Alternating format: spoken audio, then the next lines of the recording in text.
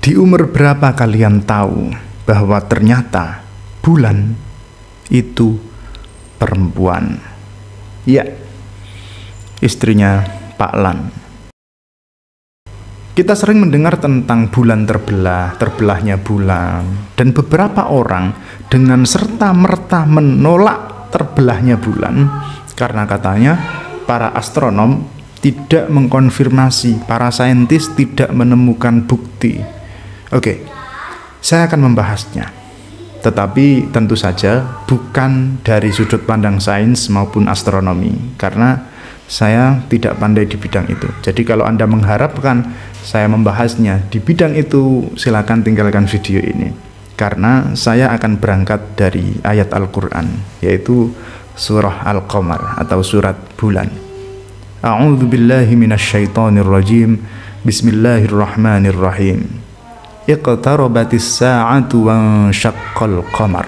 Kiamat sudah dekat dan bulan telah terbelah.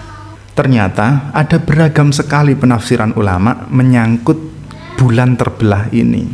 Antara lain yang pertama, bulan terbelah itu maksudnya adalah metafora. Kita tahu bahwa kata bulan itu di mana-mana sering banget menjadi perumpamaan, termasuk dalam bahasa Indonesia. Kita sering mendengar orang bilang, saya lagi makan terang bulan. Tentu maksudnya itu adalah martabak manis, bukan cahaya bulan terus dicemili, enggak, martabak manis. Ada wanita bilang, saya lagi datang bulan, itu maksudnya menstruasi. Terus ada itu lagu anak-anak yang sangat populer, ambilkan bulan bu, ambilkan bulan bu, yang selalu bersinar di langit, di langit. Bulan benderang cahayanya sampai ke bintang. Nah, yang dimaksud bulan di situ adalah rasa aman dan rasa nyaman yang diharapkan dari seorang ibu. Ada lagi ketika seorang raja lagi jalan-jalan melihat langit yang mendung, beliau bersenandung. Naluriku berkata, bulan masih ada, dan menanti bintang dengan penuh damba. Bulan, bintang pun merindukanmu. Bulan, di manakah kini engkau bersembunyi? Tampakkanlah diri. Nah, itu bulan maksudnya adalah seseorang yang sangat dirindukan. Maka bukan hal yang aneh ketika para ulama mentakwil lafadz insyaqqal qamar ini dengan misalnya jelasnya suatu perkara.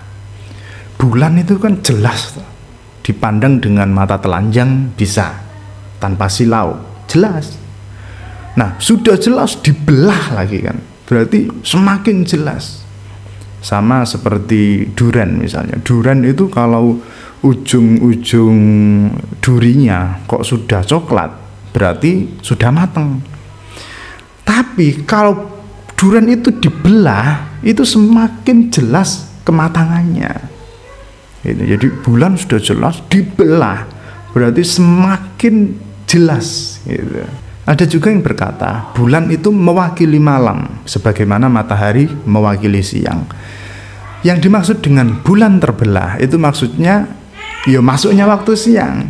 Ada juga yang memaknai terbelahnya bulan ini dengan makna hakiki.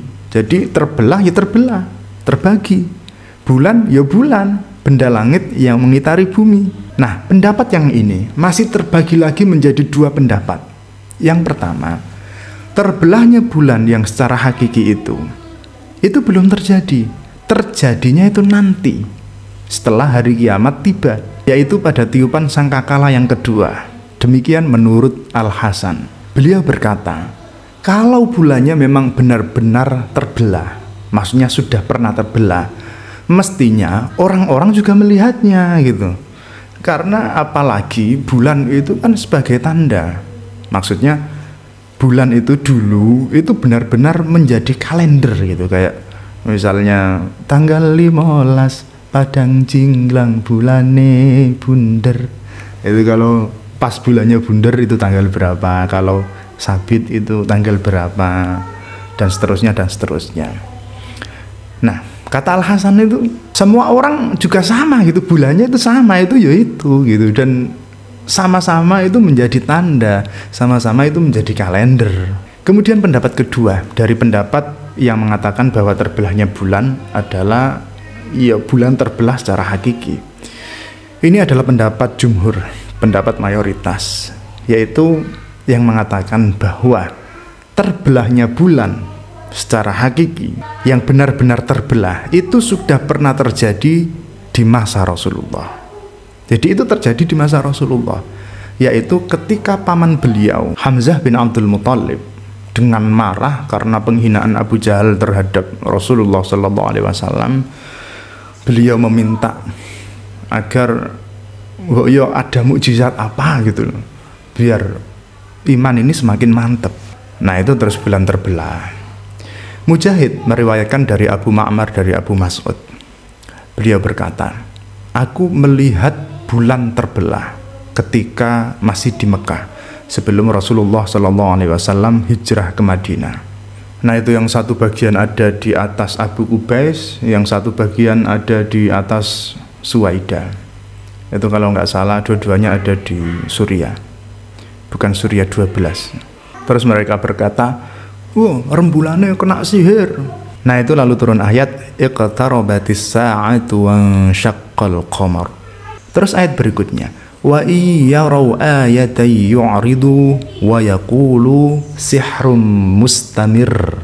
Jika mereka melihat ayat, mereka berpaling dan mereka berkata, ini sihir yang terus-menerus, yang berulang-ulang. Kalau bulan terbelah tadi itu dipahami sebagai bulan terbelah yang beneran bulan terbelah dengan makna hakiki, maka ayat di sini bisa dimaksudkan ya bulan terbelah itu. Wa iyarau ayatan di situ ya bulan terbelah itu atau kejadian setelahnya.